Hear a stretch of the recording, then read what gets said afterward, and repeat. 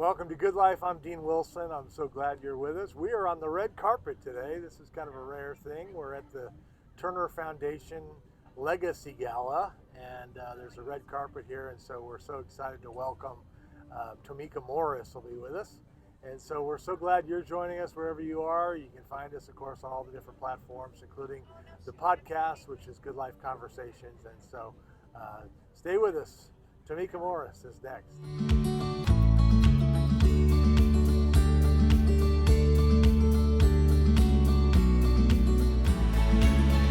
Welcome to the red carpet here in Santa Barbara. We're so grateful to have you.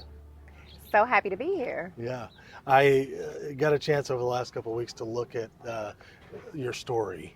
And so I want to start there. We're going to be talking about the book. There's a book, Shenomenal Women, TomeekaMorris.com. I'll spell it later, but Tomeeka Morris. But let's start with your story because I'm a believer in the power of stories and that everybody has one and they're not always easy. And some of them have really significant challenges. And I know the chapter in this book called Losing Isaiah is a part of your story. But take us back to Washington, D.C. Let's just start there. Take us back to Washington, D.C. growing up. What was it like? Growing up, Dean, that's like a whole... Growing up, I was in a loving family. And then at 5, I found my birth certificate. And my whole world changed. And then people was like, my mother was like, don't go in there. Don't look at that. Well, come to find out, they tried to like hide the fact that she wasn't my mother. And so, going around looking for my mom in other people's faces. And, I was with someone who chose me because it was my sister and brother's mother who actually raised me, but through a lie. And so for years, so eventually, by the time I turned 13 and went to middle school, they had to tell me the truth because they didn't change my birth certificate. So from 13 on the way up, 20, I became pregnant. And at 20, I decided to look for my biological mom. But throughout that, it's like I was bounced around a lot because my mother, who raised me, wound up getting in a horrible situation, and I wound up going with the aunt. So 3 mothers in one lifetime. And then at 40, I finally got to meet my biological mother. And so... How did that happen? When I first found her family when I was 20 and pregnant, they hadn't seen her in years. So they thought she was dead. So the story was that she had died. And then I found out from one of her family members that, she may be alive. I was like, what? This was within the last 10 years. So I started to look Facebook. I found her on Facebook. She was in Houston, Texas, and we reconnected, and she now lives in Jamaica, and she's a part of my life. Wow. And yeah, my story is like so many layers. Well, yeah, because you're a young mom. Young mom. And then I had my daughter, and she became my life. She became my purpose. I moved away from the family that I knew and loved and found family in Atlanta, Georgia, and literally met God in every place because I was clear about doing it on my own. I was clear about not being a stereotypical single mother, and so it was me and my baby girl. And then I moved back, got back with her dad, had my son, who at 2 passed away because he fell out of his bedroom window. Then 2 years later, I met my soulmate. So before we get to that, because that's a good So how do you take a breath after losing a 2-year-old son? Like, what was your... Okay, you don't take a breath. You literally, I'm going to go back to Georgia, where I said I met God at every corner. I had this premonition that something was going to happen to my daughter. And if something was to happen to her, how would I live? And in those moments, I understood that she's not your God. You're putting too much into this kid right now. Like, you have to serve me and love me like you love her. And I thought I had been released from that feeling. Mm. And so it wasn't that, it wasn't her. And I let go and I let God. And God just, He was like, no, I am your provider. I gave her to you. I can take her back if I need to get your attention. Mm. So it wasn't through her. I had my son when she was 9 years old. And then 2 years later, so when it happened, I was like, okay, God, I had just found an amazing church. You're still in Atlanta? I'm in Virginia Oh, now. you're Virginia. Yeah. I had found an amazing church. They had all this great preaching in a revival. T.D. Jakes, Jesse Duplantis, all of these amazing pastors came through to our church in Little, Virginia. And the week after, I was putting on my clothes and I was praying over my children in the moment that he had his accident. And so after it happened, I said, God, why when I was praying over my kids would this happen? And he was like, because I needed you to be at your most faithful. Like I needed you to serve me the most in that moment to get through it. So then I was like, okay, so you think I can go through this, the loss of at the time I didn't know my mother. At the time I was molested, all of these things. And I was like, this too? So when this happened, I was like, okay, you're really trying to like take me out at this point, devil. And he was like, no, just trust me. So in that moment, I remember walking down, just didn't know where I was going and feeling so empty and thinking, I can't do this without him. I can't do this life without him. So I walked to this little bridge and I wanted to jump. I wanted to be with him. I wanted to hold my baby again. And in that moment, I thought about my daughter who was 11.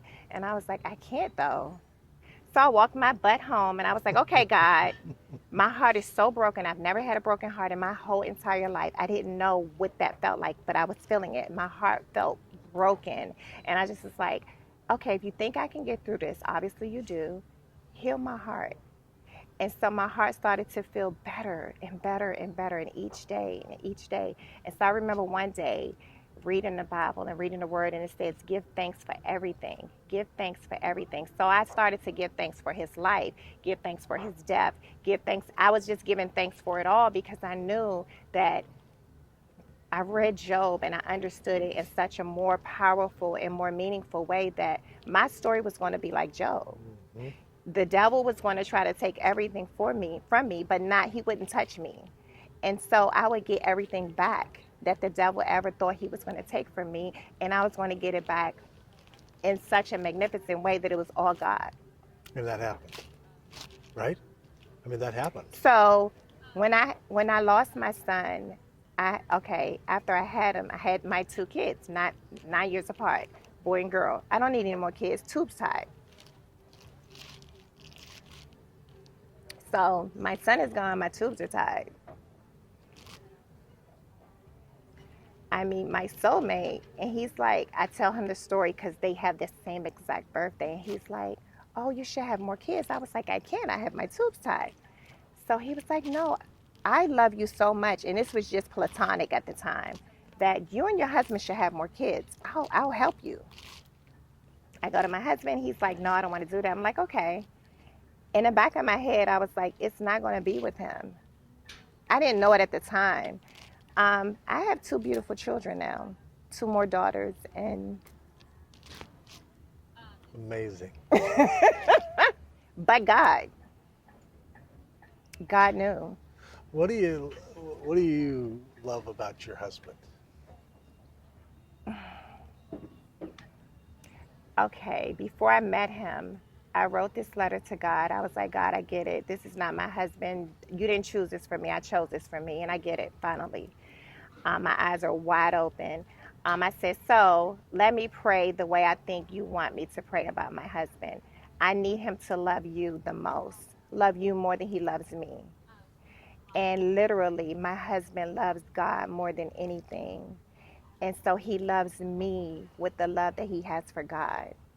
And so on my good day, on my bad day, on my, he loves and worships the me in me. You know what I'm saying? Like he makes me want to be a better person because he's a better person. Um, the way he does his music every single day, like to see him in his gift every day, it's like, what are we doing with ours? Right. He's just, they say the thing that you love about someone is probably the thing that you don't like, eventually over time. And what I love about him is his heart is so big for everybody. Like everybody. He can see past their mess and just see the love of God in everyone. And so he's grown me in so many ways just in that way alone. Like I thought I was something with the way that I love people. No.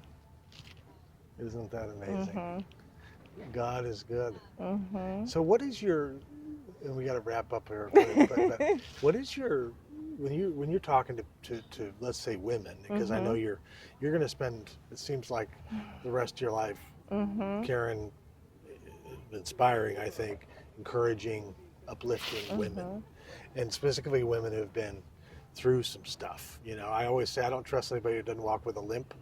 Right. You understand, Right. like but you have a heart for these. Yes. Why? Because you could just kind of. You know why I have a heart for women? Because I've always been told all of my life, you're so beautiful, you're so this, you're so that. And then when someone hears a piece of my story, they're like, oh, you've been through that? And I'm like, yeah, and if I can go through all of the same things that you're going through and you look downtrodden and like you beat up, like the world is not for you, understand that it's not what this looks like. It's what this is like.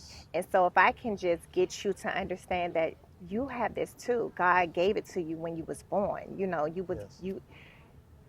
not a victim. You're going to be victorious, and your story is your testimony. It's going to help someone else. So, like you just said when we first sat down, everyone has a story, and none of us are getting out of here with a squeaky clean one. It's going, you're going to go through some things, right, and it's just for God's glory, know. Right.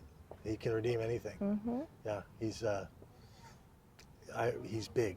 Huge. He's big. I think there are 6,000 kind of Beatles. I've heard that. Like he's bigger than we think. Like I always have to remember that. Like I think he can handle this. I think he's. And that, but sometimes we lose that. I think even in the church, I think we can. Oh my God! We put God over here in this little tiny. Okay, but he's so big. Huge. Shenomenal Women. Yes. Tomeeka Morris. Go to tomeekamorris.com, which is TOMEEKA Morris.com. TomeekaMorris.com. It's a phenomenal vision for ministry and love that Tomeeka has. I'm honored to meet you. I am honored I love to be here. Legacy. I was thinking about this tonight. We call this event the Legacy event. When I was writing something for you that you'll hear later, I was thinking to myself, a person's legacy. We always think about it as what we're leaving for somebody. I think it's more like what we're leaving in somebody versus. But I also think a legacy includes what somebody has overcome. Yes. Like we don't think about. Yes. It'll be said. Let me tell you where my mom started. You know what I'm saying? Let me tell you the whole story, not just the red carpet. But you know what I mean? Right. Like legacy includes the whole story, and it's what somebody has overcome. So I have great admiration. Is my point. Thank for you. And I'm honored to meet you. Thank you. Thanks for joining us. Thank you.